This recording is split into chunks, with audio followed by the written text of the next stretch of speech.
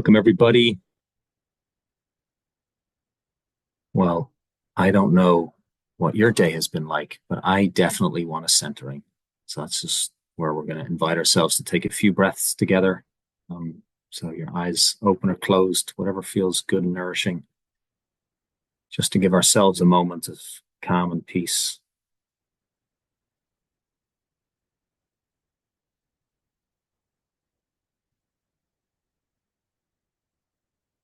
Perhaps inviting anything that wants to be put down for a few moments to be put down.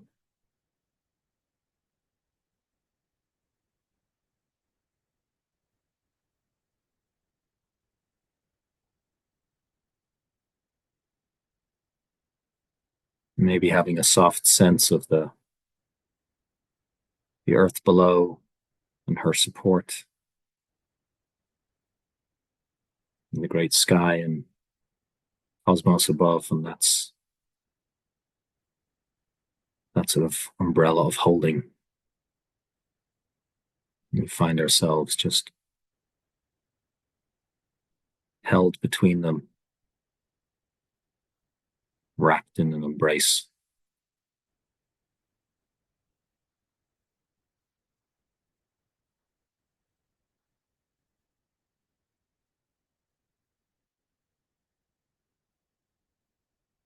And just acknowledging the specific land that you may be on and the original stewards and ancestors of that land. Here in the Berkshires, we're on the land of the Stockbridge Munsee Mohicans.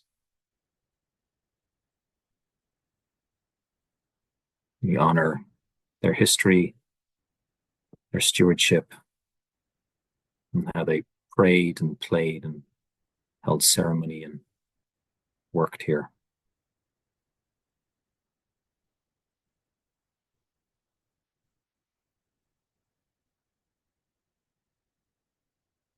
And just releasing any sense of practicing anything. If your eyes were closed, you allow them to flutter open. And just be here again, maybe in a completely different way. So, welcome everybody to our Between the Lines conversations to ignite social change. We've got a sort of a full theme for our series, and it's about peace building. And we decided on this because of so much happening in our world right now, internationally, domestically, at a community level, even with our own hearts and minds, and just seems to be so much polarization and division and separation. We thought, why not let's talk about in different ways and from different perspectives. Let's talk about peace, internal peace and peace in the world, without holding a specific perspective on it, but bringing people together to share stories and ways of looking at this and ways of looking at how we might build more peace in our world. And so today I'm delighted to introduce our guest, Pádraig Tuama. Pádraig is an Irish poet and a theologian. His work is centered around themes of language, power, conflict, and religion, and the author of several books of poetry and prose, and is the host of a very popular podcast, the Poetry Unbound. So we're delighted to have you here with us, Pádraig. And this is the second time I get to be in a deep conversation with a fellow Irish being. And so we always come with our warning label when two of us are together and both given microphones. But I'm excited that they're letting us do this. Thanks for having me, Robert. Nice to meet everyone. Yeah. And so the flow and the format is we're going to just have a chat, and a lot of people get to watch us have a chat, and we'll see where it goes. So I'm curious.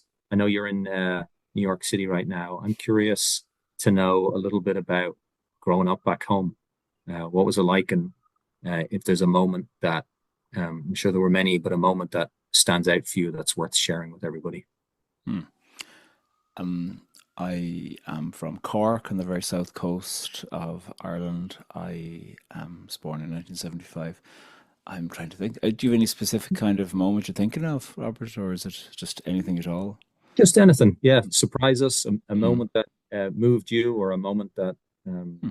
well, it just comes to you. I, I'm from a musical family, and so my older sister kind of plays the fiddle and the bagpipes and the guitar and the flute and the recorder and all those kinds of things, the tin whistle. My dad plays the uilleann pipes nicely, and my older brother was a good drummer and could play the piano well. And I'm number three of six, and I tried my hand at various instruments, and none ever fit. I mean, I just couldn't get my head into them. And I was at some Easter thing for kids during the Easter holidays one year, and they said anybody who wants to take a guitar workshop can take a guitar workshop this afternoon. I was 11, and I went to a 60-minute guitar workshop, and I've played guitar ever since. Hmm.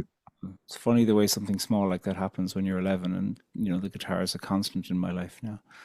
Um, yeah, so Yeah, that's a particular memory. That's the one that comes to mind. I love it. Um, I was my musical career was I was forced to play piano, Mm. and I was not good at it.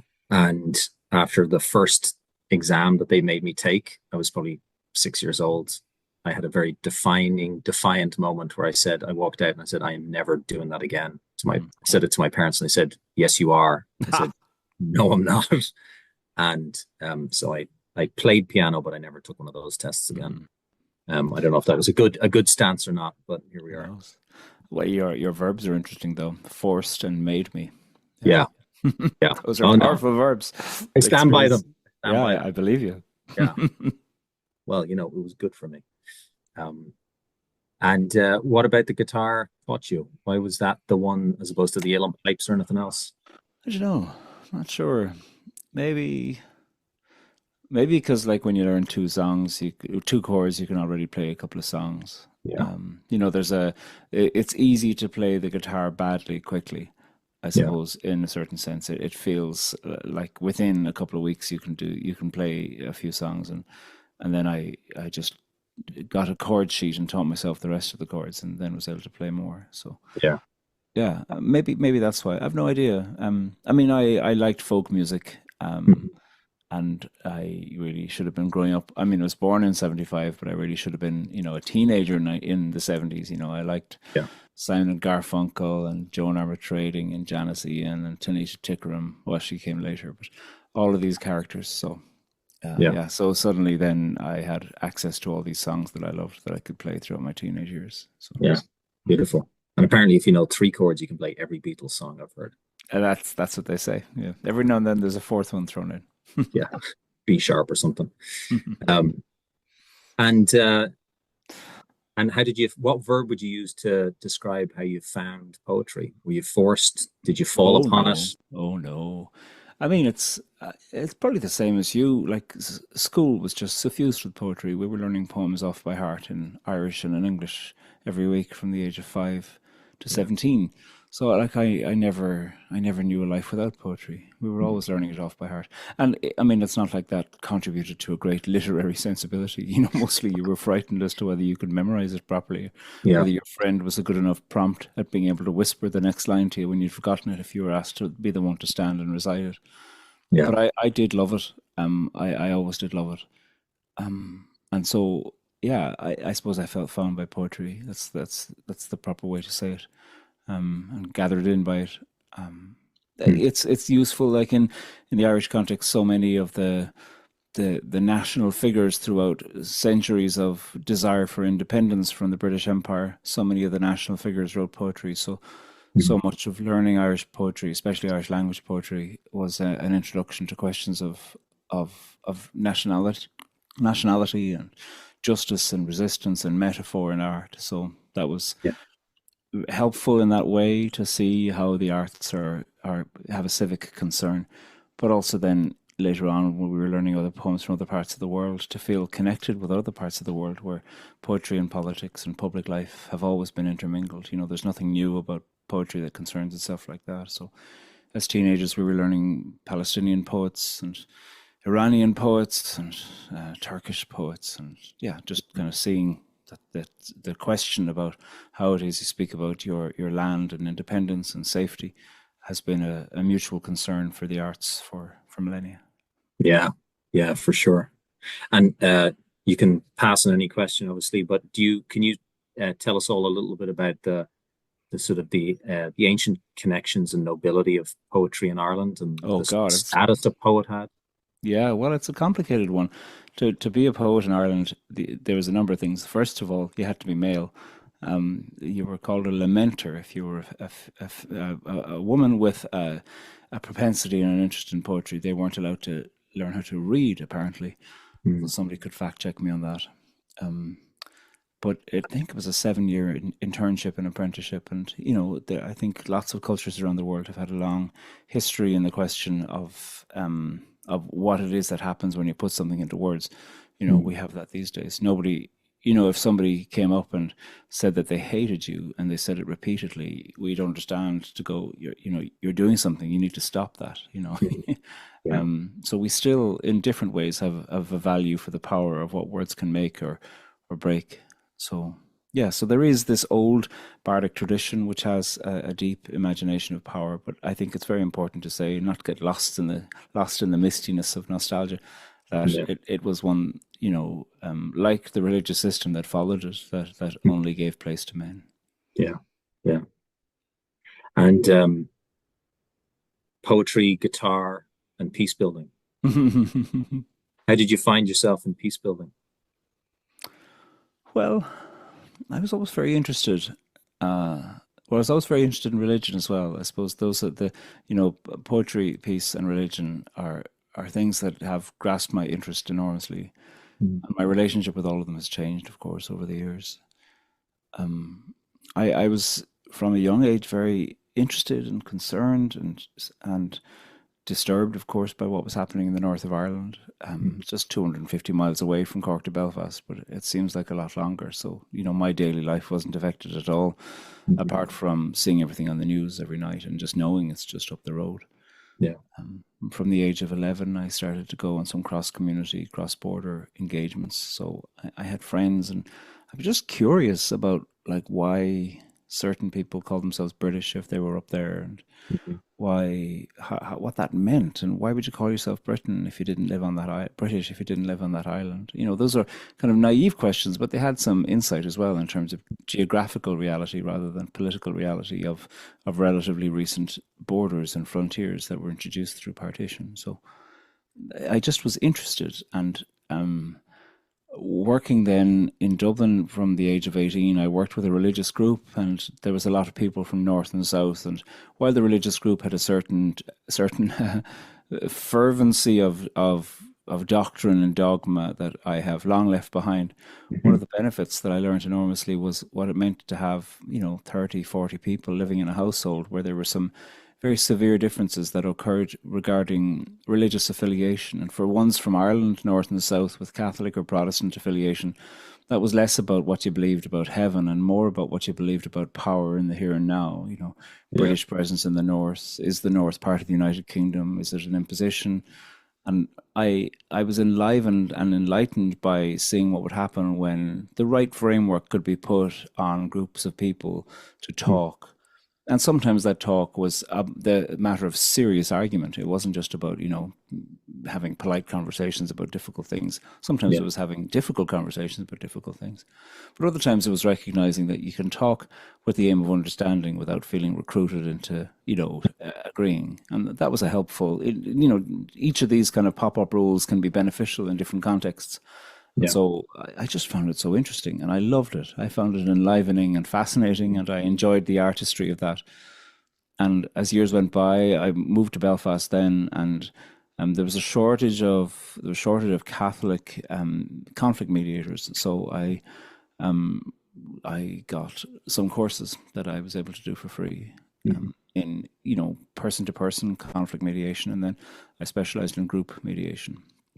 Yeah. So yeah, it interested me. I like groups. I'm curious. It's a nice opportunity to be able to ask people what they think and what they feel, and Yeah. yeah, nice to try to engage in that. Of course, I'd had long-term interest in Irish language and in the history of Britain's presence in Ireland over the last 700 years and ways in which that shows up today. So yeah, it all overlapped. Language and poetry and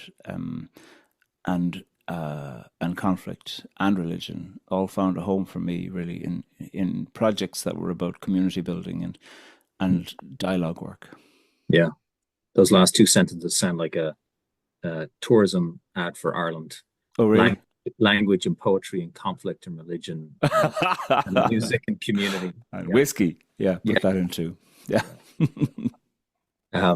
Something you said there, the words of, um, being curious with people without feeling like you're being recruited into an Mm. argument. Tell, Mm. like, can you give an example of where you saw that shine or like that's so, those words feel so potent right now where so Mm. many people I'm talking to, are very concerned about the United States presidential election. And Sure. they don't, people are in Ireland, growing up, everybody talked about religion and politics all the time. That was like bread and butter conversation, and throw in some Yeah. sports. And that was kind of what we talked about. Mm. Whereas here, when I moved here, I got counseled, don't talk about religion or politics at Thanksgiving dinner or whatever. I was like, whatever, well, that's the fun stuff. Um, I know. but there doesn't seem to be as much muscle built around it, Mm. in my experience. Um, and so people, uh, either just stay away from the conversation with the uncle that they know has a very different political opinion, or when they start to have those conversations, it feels like they may feel like they're getting recruited. Yeah. I mean, one of the serious questions for me at the heart of any conflict resolution process is this guiding and complicated question: what do you want? And I think it's important to reflect on what you want, because it'll motivate you and propel you. And there's layers, of course, what we want, and it can be an almost impossible question to respond to. But taking the example of the uncle at a family meal, and you think, what do I want? Do I want to change his mind? And to think, well, is he interested in changing his mind? Do I want him to hear me and to validate me in terms of what I'm coming at? Do I want to understand something? Like, what do you want? And by knowing that, you might go, is it realistic? Like, if I want that uncle to completely change his mind and say to me, do you know what? I voted the wrong way for all my 75 years, and I'm going to change now in a month when I vote. And congratulations, you have been the center of my conversion to your political point of view. That's not Yeah, going to happen. right. So, given, so therefore, it might be about reframing what you want and thinking, well, what's realistic? What's possible? Maybe I want to say, look, let's not try to recruit each other. I'm putting that aside. I just love to understand something, because you're like this when it comes to your friends, but yet you vote for somebody who acts like this, who I don't think you'd trust as a friend. And to go, like, I don't understand. And what is it about that? Or you hated a previous person in politics because you said that they had no integrity, and yet you seem to be proposing something now. And to go, and to reassure the other and to remind yourself, I'm not trying to make you vote differently. At the moment, I just don't understand. And that you might hear something that you weren't prepared for. Yeah. You might hear something. And to my mind, some of the best conversations happen when you ask a question to which you don't know the answer. And so therefore you're listening rather than trying to manipulate or to corner. And in family situations, to demonstrate the possibility of curiosity is really helpful. I mean, fundamentally, you're not a family because you all vote the same. You're a family because somehow you're a family.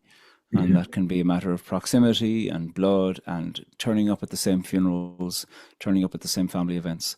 And that is part of what you want, is to find a way to do that without causing distress to others. And hopefully, where it's workable, to have some kind of serious conversations and enlightening and surprising conversations where possible. And it might be interesting. You might learn something that you didn't know. And again, to put aside the question of recruitment and to begin to practice the muscle of curiosity. In Irish, one of the ways of saying curiosity is ábhar le to watch with wonder. And I like that idea, to watch with wonder. Rather than thinking I can categorize you totally, it is to look at somebody and to look at them with a curated sense of wonder. Yeah. Yeah. Beautiful. And there's so many amazing stories in the North and elsewhere where people did that for a moment or a long enough moment and it softened something and it shifted something. Yeah. Look, the other week I was at an event, the 92nd Y here in New York City, an event that featured four people from an extraordinary organization called the Parent Circle. They also have another name called the Bereaved Families Forum. Israelis and Palestinians, all of whom had been bereaved over the course of the last 20, 25 years in different ways. Two Israelis, two Palestinians. And that group is a group that nobody wants to belong to, because you can only belong to it if you've been bereaved. I think they have 800 people who belong to it. And they are not a peace group. What they say is, we belong to this group and we don't want to have to recruit new people. Mm. And we are behind the demonstration that we can get together and talk, Mm. and that we can also invite people in senior leadership to say, well, if we can do it, well, so can you. Yeah. And what's also interesting is that they are not just middle of the road. Oh, we all just agree to disagree, and you've got your side and I've got mine. They seriously disagree with each other, and yet there's something else that holds them together, which is the recognition of grief. But they also recognize, disproportionate and imbalanced demonstrations of power and punishments of populations. They're not in any way frightened of being able to say the things that lots of people these days say, oh God, you can't say that, because you'll come across, unbalanced. They're Yeah. absolutely unbalanced in what they're saying, because they're saying it's an unbalanced situation. Yeah. And what you find, I think, in situations of power and in situations of conflict is that often it's the people who are on the peripheries act with a certain sense of fear, that people involved in the situation are saying, look, for God's sake, we absolutely know there's disproportionate power going on here. What can we do to try to tell the truth about that? Whereas Mm. other people just have rules upon rules upon rules upon rules about trying to protect the delicate sensibilities of people that they've fantasized about, who'll fall apart if you begin to tell the truth. Mm. And this, I think, is what we're really hoping for, is the capacity to tell the truth and to disagree, and to try to make something fruitful in the disagreement, rather than saying, look, sure, because we disagree, there's no possibility of any kind of engagement. Yeah. What's one truth that had to be told in the North for there to be change? Oh, well, I just saw somebody put in in chat there a question, which this group has two names: the Parents Circle and the Bereaved Families Forum. They go by two names. So one truth that had to be told in the North was that fundamentally, in order to have peace, which we had starting in 1998, a peace agreement begins something. It doesn't kind of arrive at it perfectly. One thing you had to acknowledge was again, similar to what I was just saying, the disproportionate measurement of power when it came to governance. So we could not have had peace in the North unless the police had fundamentally reformed. From Mm. having had a police service, the RUC, that was, over 90, maybe even over 93% affiliated with one particular community, we now have, on paper, the most accountable policing service in the world. And we have an independent group that polices the police. Mm. And there is a human rights framework towards being able to address ways within which Irish Catholics were systematically excluded from participation in elements of power. And unless you have that telling the truth, well, then any kind of human engagement and let's get together to talk and let's do cross-border things, those things are just, it's just table decorating, unless you're going to do something serious in terms of addressing the situations that cause this. And then similarly, I mean, I'm an Irish nationalist, absolutely. I look forward to a united Ireland. Mhm. I'm not in any way ambivalent about that. But part of what we have to face as people like me is to look at what people have been willing to do in the name of agitating for a united Ireland, which was to cause terror. And Mm. to name that and to own that and to recognize that, even though I do think that, I'm strong anti-colonialist. I don't think it was a good idea for Britain to go all the places it went. I have no ambivalence about that. Mm. And at the same time, I also want to bear responsibility in terms of on a nationality level for ways in which British families suffered terror by their children being murdered or Yeah. kidnapped or tortured or injured or maimed or bereaved. So Yeah. there is a long history of telling the truth about that Mm. also. And it's all brave people who are able to do it. Yeah. Thanks, Pádraig. I'm just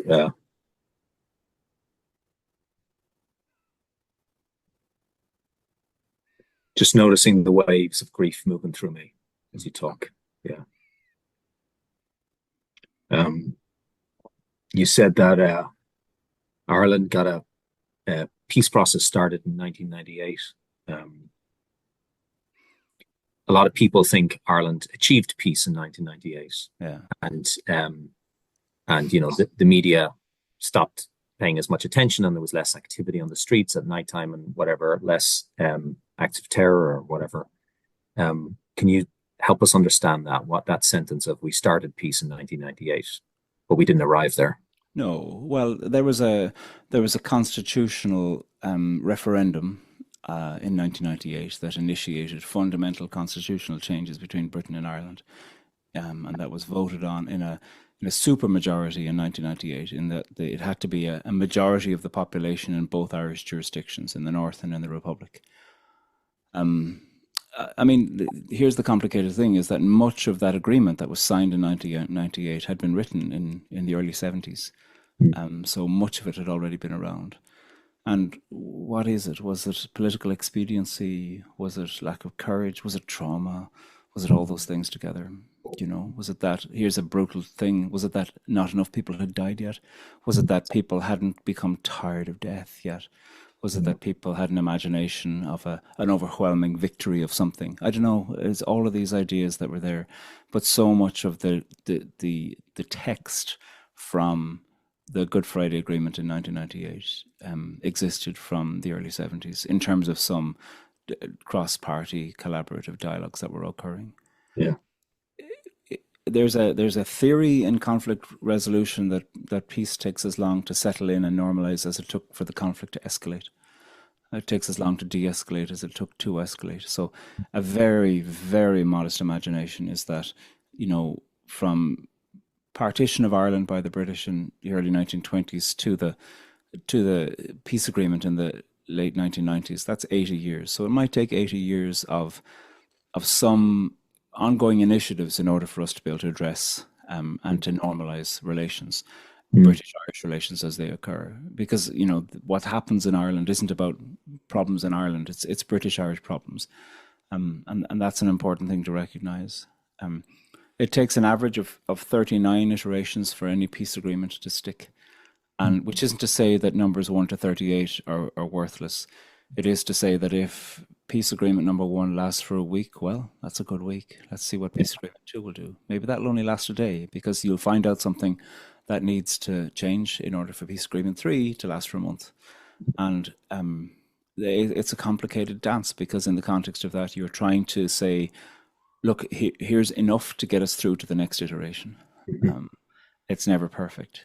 And some people will want to say, you know, I'm not looking for it to be perfect, but it needs to be good enough. And others will say anything on paper is good enough to get us to the next one. And there's fundamental differences that occur there. And I have such sympathy for people who come from different points of view regarding that. Yeah, so like when I think of places that are looking at peace processes, I would think, wouldn't it be interesting if a government, or not even a government, a constitutional lead, you know, not a parliamentary one, a constitutional lead would say, look, what we're going to have over the next 50 years is 50 years of national engagement with peace. And every 7 years there's going to be a commission, and that commission every 7 years will issue a report with recommendations, and then we'll review those over the next 7 years and then implement them. And then at the end of 7 of those, in the 50th year, we'll then look back on, 50 years of seeking to institute systematic and systemic and relational change, all in the context of where we live too, in terms of an ecological approach to where we are, because conflicts occur in place and time with populations of people that are changing and living and dying. No one government is going to be able to say, look, in the next 3 years or 4 years of our parliament, we're going to fundamentally change it. And I do think that huge issues of fundamental conflict and war cannot be solved within the period of time of a parliament. What there needs to be is parliament-wide commitment to a project that they're all going to agree to. Yeah. If they saw it as important enough. Yeah. And and reparations too, I should say that too. Human encounter, the stories are often the ones that are amplified, and people hear, someone from here and someone from there meet, and they're able to agree and disagree fruitfully.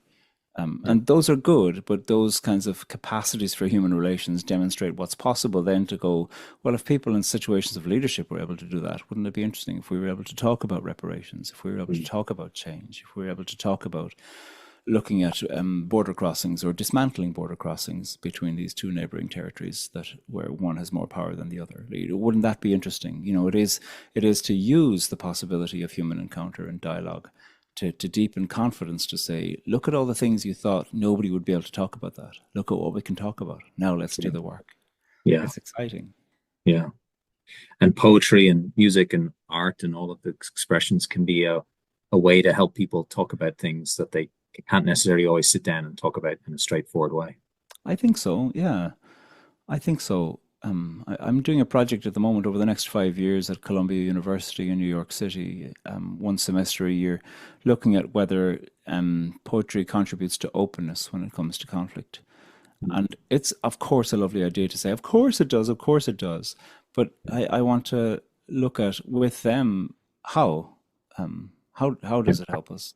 And what are some of the things we can learn around it? I'm not interested in trying to dissect it as if social science and interviews and analysis can kind of dissect this and go, okay, here's how we do it now. Here's how we can modify it. Poetry is much, much older than lots of the technologies we use. And so it's a very old technology and it's art. So it makes itself, it makes and breaks us. So I want to respect that, but I do want to explore it with curiosity and strangeness to think about how it is that people's dialogue can be affected.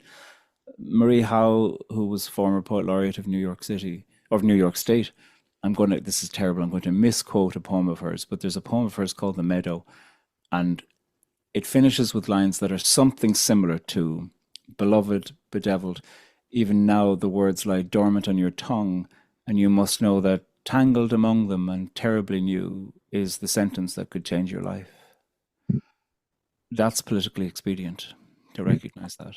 And what would it be like if we could trust in leaders who, rather than just listening to what they're told to say, could be in a moment where they say, I actually want to take a risk in saying something here and see what happens.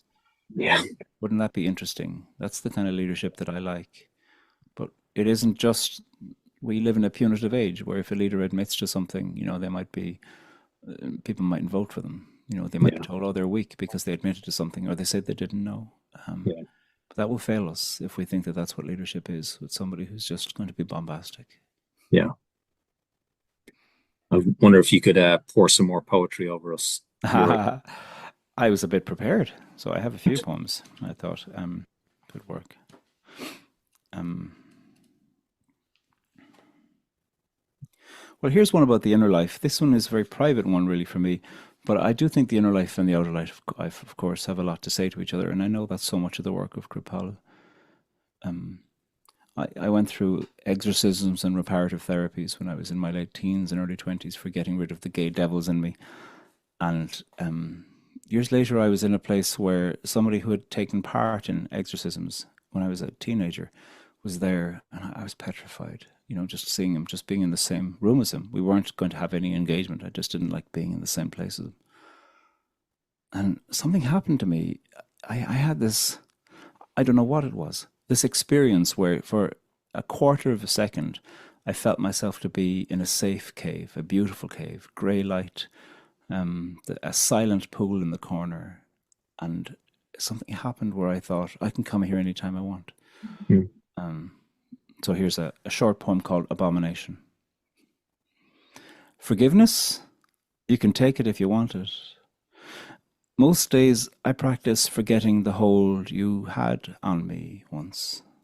Mostly it works, most days. There's a cave I got to while shaking in a corner of your chapel. When I found myself there, I forgot I was in your lair. The cave came to me and with me. I make my way there from time to time. It comes with no demand. I enter through the gate that has a sign that once said, danger.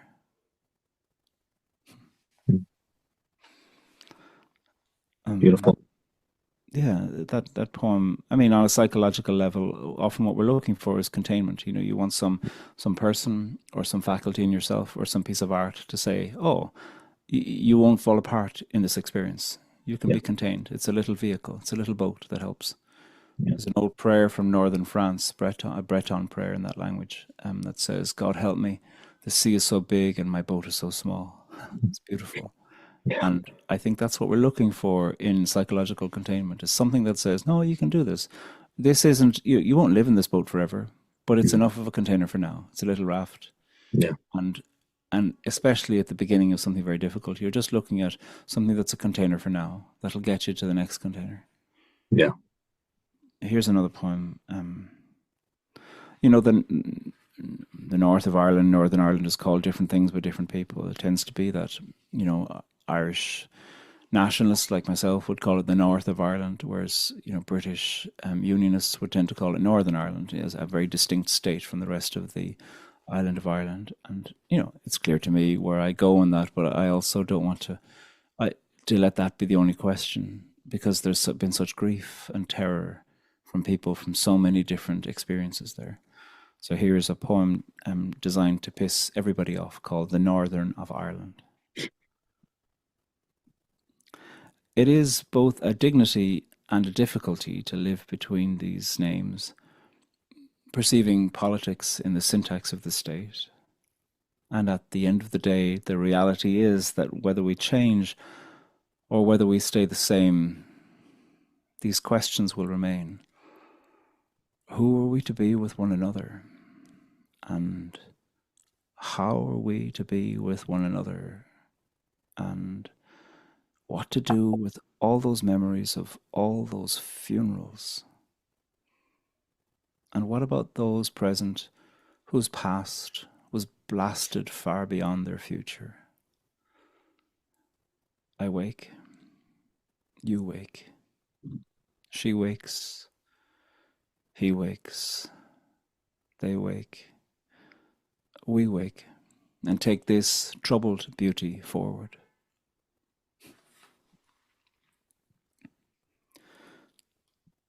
I was in a room once with people from all kinds of political and experiential experiences in Ireland, as well as people with all kinds of political and experiential experiences from Israel and Palestine. And the idea was to be in the room for 3 days and to see what we could say to one another, what might be possible. And what was so interesting to me was how many people who had grown up in conflict would just talk about the shock as a child, not of realizing conflict, because they knew that, but the shock of realizing that other people don't have that. That was the shock. And so I wrote a poem called "The Pedagogy of Conflict." And here's a little bit of it. Somebody in the room had said, this is somebody from the island of Ireland, had said that they didn't like to use the word murder for what they had done, because they said they worked for the state, and so that therefore lives were taken or lives were lost, and that they only ever shot at legitimate targets. And somebody else said, well, you must have thought I was a legitimate target when I was 8, because then your organization shot at me. And so I found myself thinking about language. And it was interesting. Often people can say that, arguing about language is an abstract idea, but here there were people in a room discussing the conjugation of a verb of murder, and there was nothing abstract about that. Mm. It was about accountability and the ways within which people are protected from being able to tell this plain truth about what they had done under order. This is the third part of the pedagogy of conflict. When I was a child, I learned to count to 5. 1, 2, 3, 4, 5. But these days, I've been counting lives. So I count one life,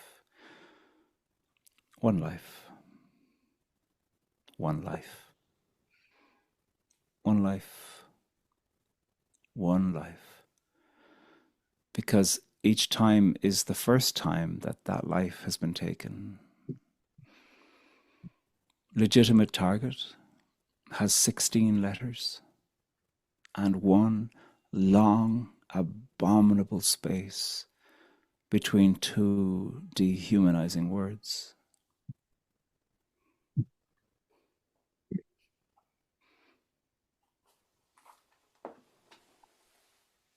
Oh, Muila Buikas. Thank you. Yeah. I feel like my boat just got a little bigger. Mm-hmm. Yeah. Yeah, there's an enormous amount of people. in places of conflict who are capable of telling the truth and are telling it. Yeah. And I, and they are not middle of the road people who have a kind of a palatable, easy truth. Mhm. They have brave, powerful truths to tell that ask for attention and belief. Yeah. Um, Yeah. And it's how do we help the truth be told, and the truth be heard, um, and that invitation to dialogue over and over and over again. mm. Yeah. An invitation to belief as well. I studied a lot of theology, and often the question in theology is, do you believe in God? Mhm. Um, and I'm interested. That's an interesting question, but when it comes to situations of spin and war, and especially disproportionate punishment of entire populations in the here and now, what we have to do is to ask, do you believe this person? The question of God is abstract, and the question of ideology is abstract. It is the question of, do I believe this person? And that, I think, it's a call to very plain language that will fundamentally change your political point of view, and or has the opportunity for doing so. And that doesn't just, yeah, it's a demand, it's a change, it's a power, it's a complexity. But it is a serious question. Do you believe this person? Yeah. And um, and I think a lot of us have systems up in place to prevent us from believing the truth. Yeah. Yeah.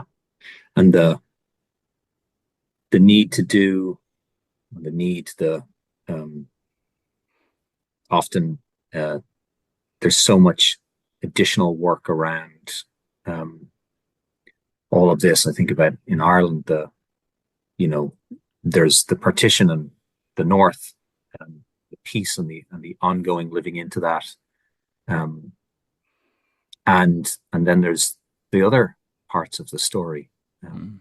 and Gorta Moor, the Great Hunger, um, uh, and other ways that Ireland and the Irish experience trauma, except that are connected to, but also in some ways separate. Yeah, Um, Certainly in the way they're told, and mm. we have to look at all of these things in Totally. order to be able to do one of these things. Yeah. Yeah. And also look at accountability. Frederick Douglass, the great American emancipationist, visited Ireland in 1845, the first year of the Great Hunger. And he said, I've never experienced an experience like this. I feel transformed, the treatment that I've gotten here, in comparison to the discrimination that he was facing back in the United States. And there's all kinds of statues going up to Frederick Douglass around Ireland now. There's one in Belfast. There might be one in Dublin. I think I heard of one that was proposed in Cork. And I think, I could be wrong, but I think the idea is to say, well, this was his permanent thought about us, that, we're good white people. But in 1853, he wrote a letter to a newspaper, and he said, the Irish at home readily sympathize with the oppressed everywhere. But when they come here, they eat the bread, they despise anyone who takes the bread that they think belongs to them. Yeah. The Irish American will find out his mistake one day. Yeah. And it's that Frederick Douglass and that language of that critique of that I think more of us in Ireland need to know. It's easy to think that because the population in Ireland, on the island, has changed when it comes to demographics and ethnicities in the last 25, 30 years, that therefore Ireland's new to the question of being accountable for questions of racism. But Irish people have been going all over the world since the 1840s and demonstrating that just because we've suffered, it didn't stop us participating in the suffering inflicted on others. Yeah. And that's a part of Irish history that I wasn't taught in school. Maybe Yeah. others were, but I wasn't. And it is a necessary accountability to recognize that suffering in Europe as we were still European, and you could cash in that identity overseas as we did in Montserrat. Like, why is St. Patrick on the flag of Montserrat? They have their own saints. Yeah. Jamaica, New Zealand, Australia, Canada, the US. So many places with indigenous populations and enslaved populations. The serious question is why is it, if we adulate our suffering so much, why is it that did not propel us to moral action in those moments rather than propel us into self-service? Yeah. Yeah. And um, yeah, what was the the pain that was being held in those bodies that felt like oppression was the only was a path forward for them. Yeah, totally. And just get a leg up, Yeah, just put somebody else at the bottom of the ladder or way, not even on the ladder. yeah, I so much of what's happening at the moment is this serious question, especially regarding Israel. What does it mean to love Israel and hold Israel to account? And often the rhetoric is that because of the horrific, abominable suffering of Holocaust and pogrom after pogrom over century, that therefore people don't know how to have an imagination of holding Israel to account. And this is an old, terrible story in the world. Suffering people can cause suffering. We know this on an individual level. We see it happening right now on yeah, a global, on a catastrophic level. And it's powerful. And we need to not feel frightened of recognizing that just because you're causing suffering now, it doesn't undo the fact that you suffered in the past. It might help explain a bit of it, but it does still call us to action and clarity and truth. yeah, And that I think is necessary. James Baldwin says that because he loves America, therefore he criticizes America, and that is a container too that helps expand our little boats for what it is that it is possible to say. yeah. Pádraig, we're at time. So appreciate yours and all the medicine you brought to us. And I hope people jump on your website and follow you on your podcast. And can't wait to see what comes or doesn't come from your Mm. work at Columbia as well. Yeah, Yeah. yeah, Thanks very much, Robert. yeah. Nice to be with you Thanks. all. Yeah. Thank you, everybody, for joining us. And we'll see you next time for our next conversation.